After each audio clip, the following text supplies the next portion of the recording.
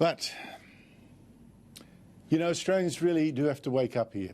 The news today is grim, and that was most starkly seen by the long queues today at the Centrelink offices. Australia starts to shut down as governments yesterday ordered restaurants and bars, pubs, cinemas, entertainment venues to close, throwing tens of thousands more people out of work. My job's closed in the city. I worked at hospitality, one at a bar, one at a restaurant, and both of them shut with very little notice. I mean, look, we knew it was coming, but they just closed doors and that's it. I'm out of a job, man. And I was re-entering the workforce. My daughter's just started daycare. Yeah.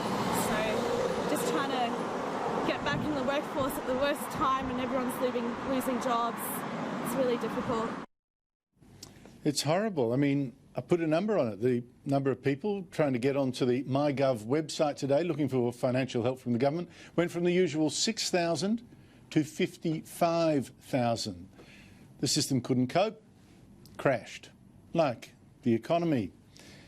And possibly hundreds of thousands of Australians could join that dole queue in a shutdown that the Morrison government warns will last at least 6 months, probably more, to slow the spread of this virus, which is doubling its number of victims here every 3 days.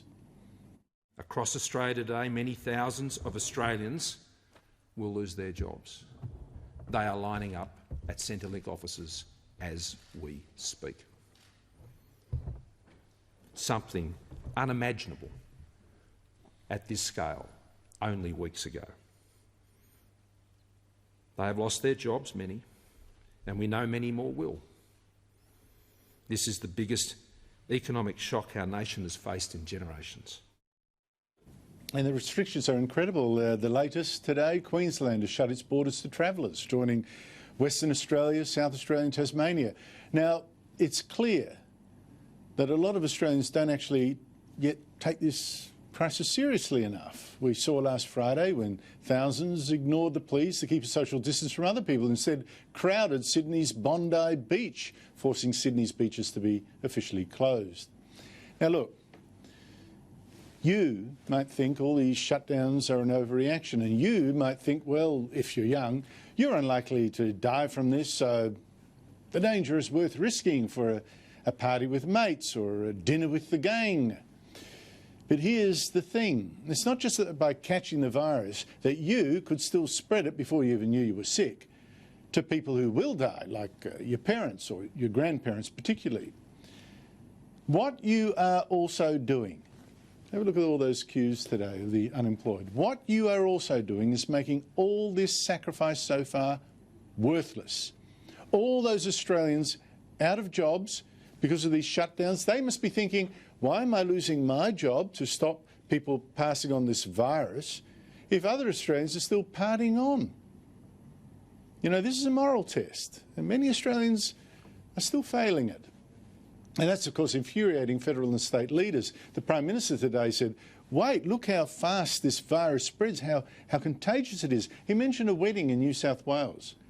One person flew in from overseas. By the end of the day, 35 guests were infected, 35, including a politician that was sitting on a committee, and now another one of those politicians, Senator Fitzpatrick, he says he's got the virus too. That's how fast. Victorian Premier Dan Andrews today gave another example of a dinner party of 12 people. What a number. A case last week where a group of people, a dozen or so, went to a dinner party.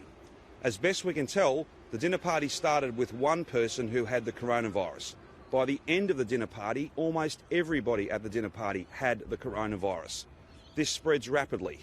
If people simply behave as normal, if they don't take this seriously, if they act selfishly, then people will die.